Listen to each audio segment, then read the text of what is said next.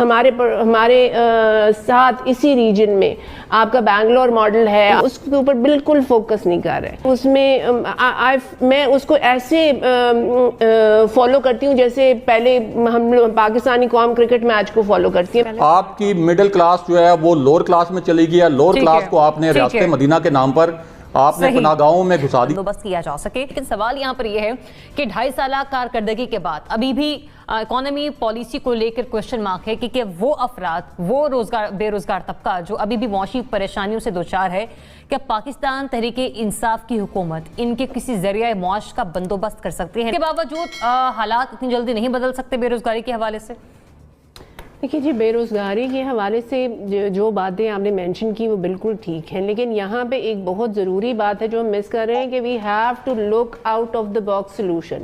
ایک سیدھی راستے پہ چلتے ہوئے ہم کبھی بھی اپنی ڈیسٹینی اٹین نہیں کر سکتے. یہ دنیا انوویشن اور کریٹیوٹی اور ٹیکنالوجی پہ بیسڈ ہے. یہاں پہ آپ کی جو جیسے اب ری ڈیفائن کر دیا ہے اس نے جغرافیکل باؤنڈریز کو، کمیونیکیشن کو، ان ایمپلائمنٹ کو، ارننگ کو، ہر چیز ایک نئی ڈائمینشن میں ہم نے دیکھنی ہے اور ہم اس میں کنسیڈریبلی لیک کر رہے ہیں.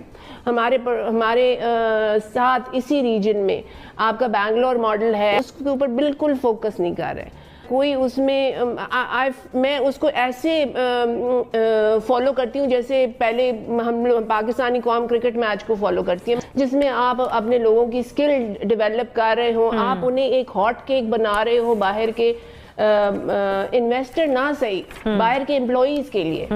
اب آپ کے امپلائی کو اٹھ کے تھوڑی جانا ہے کسی اور ملک ویزا لے کے، وہ یہاں پہ بیٹھ کے آپ کو ڈالر کما کے دے سکتا ہے، تو آپ اس پہ کیوں نہیں انویسٹ کرتے؟ اس پہ انویسٹ کریں، اس کو امپاور کریں، آپ کی اکانومی لفٹ اپ ہوگی.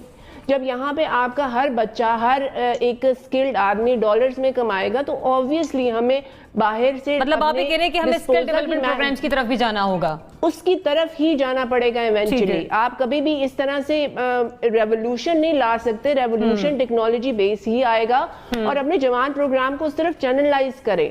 out of the box solution if you want problem for if you want out of this problem. ٹھیک ہے، اسی پرفارمنس کے ساتھ اگلے الیکشن میں بھی جایا جا سکتا ہے تو خود پی ٹی آئی پر ایک پھر سے کوشچن مارک آ جاتا ہے. دیکھیں، کورونا تو آپ کے پاس آیا ہے فیب لاسٹ ایئر میں اور کو مارچ اپریل میں آپ لاک ڈاؤن کی طرف گئے ہیں، لیکن ڈاکٹر حفیظ پاشا جو بہت بڑے مالیاتی ایکسپرٹ ہیں، انہوں نے ایک ریسرچ کروائی تھی اور اس میں انہوں نے بتایا تھا کہ پہلے سال اس حکومت کے آنے کے بعد 20 لاکھ لوگ جو ہیں وہ بے روزگار ہو گئے تھے. تو ہمارے ہاں تو صرف کرونا کا لاک ڈاؤن نہیں چل رہا، لوگوں کے لیے آٹے کا لاک ڈاؤن بھی چلتا رہا ہے، چینی کا لاک ڈاؤن بھی چلتا رہا ہے، پیٹرول کا لاک ڈاؤن بھی چلتا رہا ہے. تو یہ سب جو لاک ڈاؤن ہے اس میں آپ وہ بجلی کے جو بڑے مہنگے بل ہیں جو لوگوں کی سانس بند کر رہے ہیں، جو گیس کے 3 4 گنا تک بل جو ہیں وہ بڑھ گئے ہیں، وہ بھی آپ اس لاک ڈاؤن میں شامل کر لیں تو اس میں تو کوئی پازیٹیوٹی معیشت میں نظر نہیں آتی. اب آ جائیں آپ کہ یہ جو پرائم منسٹر کے ٹیکنوکریٹس ہیں نا کیبنٹ میں، یہ ان کو بڑے ہی خوشنما قسم کے ڈیجٹس کے ساتھ کھلاتے ہیں اور پرائم منسٹر ان کے کہنے پہ وہ ٹویٹس بھی کر دیتے ہیں. یعنی سارے آپ لوگوں کو یہ بتاتے ہیں کہ جو میکرو آپ کے انڈیکیٹرز ہیں ان کے بارے میں آپ لوگوں کو خوشخبریاں سناتے ہیں. آپ کہہ رہے ہیں کہ جی ہماری ایکسپورٹ بڑھ گئی. اس کے علاوہ آپ ہر روز ایک خوشخبری یہ سناتے ہیں کہ ہمارا جو فسکل بجٹ فسکل تھا ٹریڈ ڈیفیسٹ وہ بھی کم ہو گیا اور ہم جو ہیں یہ ڈیفیسٹ کم کرنے کی وجہ سے ہماری اکانومی جو ہے وہ اتنے کرونا کے دور میں بھی آگے بڑھ رہی ہے. لیکن آپ لوگوں سے یہ نہیں پوچھتے کہ 3 سال کے اندر لوگوں کی بائنگ پاور کدھر چلی گئی ہے، پرچیزنگ پاور کدھر چلی گئی ہے. آپ کی مڈل کلاس جو ہے وہ لوور کلاس میں چلی گئی ہے. لوور کلاس کو آپ نے ریاست مدینہ کے نام پر آپ نے پناہ گاہوں میں گھسا دیا ہے اور اب یہ یعنی ایسا لگتا ہے پرائم منسٹر ساری ہوپ اپنی ختم کر چکے ہیں. اب وہ کہہ رہے ہیں کہ میں صرف غریبوں کا پرائم منسٹر ہوں، کوئی ایلیٹ کا یا مڈل کلاس کا یا لوور مڈل کلاس کا نہیں. یعنی صرف یہ ہے کہ پرائرٹی یہ ہے کہ لوگوں کو پناہ گاہوں میں روٹی ملتی ہے. تو مائکرو انڈیکیٹر لوگوں کو چاہیے، لوگوں کو گراؤنڈ کے اوپر کیا ریلیف. ٹھیک ہے، لیکن میں حیران ہوں کہ وزیر اعظم اگر آپ بات کر بھی رہے ہیں کہ ٹیکنوکریٹس انہیں اچھے اعداد و شمار بتاتے ہیں تو نہ جانے وہ کون سا خبر نامہ دیکھتے ہیں جس میں انہیں عوام کی تکلیف یا عوام کی دہائی نظر نہیں آتی اور وہ کیوں عوام سے غافل دکھائی دیتے ہیں. ناصر بھائی چغتائی صاحب، آپ کو لگتا ہے کہ ایسا ممکن ہو پائے گا؟ نہیں، میرا خیال ہے ابھی نہیں. ابھی تو اس حکومت کو اپنے آپ کو سنبھالنے میں ٹائم لگ رہا ہے. ابھی تو یہ طے کرنا ہے نا کوئٹہ جائے نہ جائیں. اس پر ہی بات ہو رہی ہے 6-7 دن سے. تو جو بنیادی اصلاحات ہیں، بنیادی ریفارمز ہیں جو ان کے منشور میں وعدہ کیا گیا تھا، ابھی ان پر بھی کوئی بات نہیں ہو پائی ہے.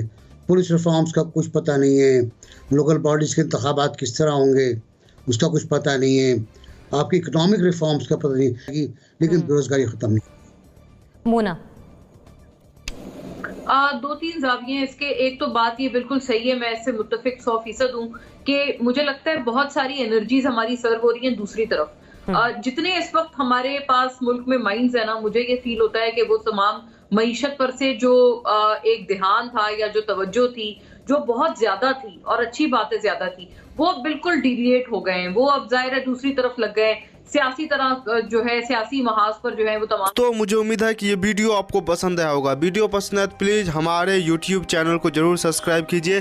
اسی پرکار کا بھوشیہ میں ویڈیو دیکھنے کے لیے چینل کو سبسکرائب کیجیے. ہمارے اس یوٹیوب چینل پہ آپ کو اس سے بھی زیادہ انٹرسٹنگ ویڈیو بھوشیہ میں دیکھنے کو ملتا رہے گا. تو پلیز ہمارے یوٹیوب چینل سوچ ٹائمز کو سبسکرائب کیجیے، ویڈیو کو لائک کیجیے، اس ویڈیو کو اپنے دوستوں کے ساتھ ضرور شیئر کیجیے. نمسکار، پھر ملیں گے اگلے